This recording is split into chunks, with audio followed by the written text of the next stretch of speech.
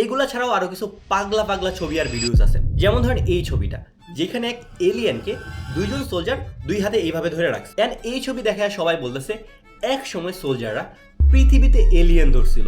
এইটা আপনি war.gov/UFO এই ওয়েবসাইটে গেলে 99 নাম্বার পাতায় খুঁজে পাবেন।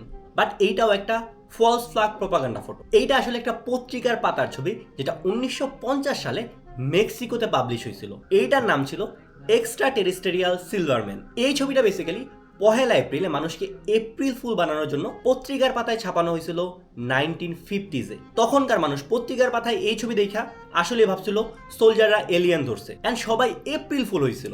A White House official left this hard drive on my desk overnight. Just imagine, America সে 1950 সালের এপ্রিল ফুলের একটা ছবি এলিয়েনের ছবি বলে চালাই দিতেছে ইউএফও ফাইলসে। আপনি এই ওয়েবসাইটে যান, এগুলো অবশ্যই পড়বেন আর মজা নেবেন। বাট এই জিনিসটা অবশ্যই মাথায় রাখবেন, যদি এলিয়েন বা ইউএফও পৃথিবীতে আসতো তাহলে এদের গোটা পৃথিবী খুশিতে লাফাইতো আর এক্সিস্টই করতো না।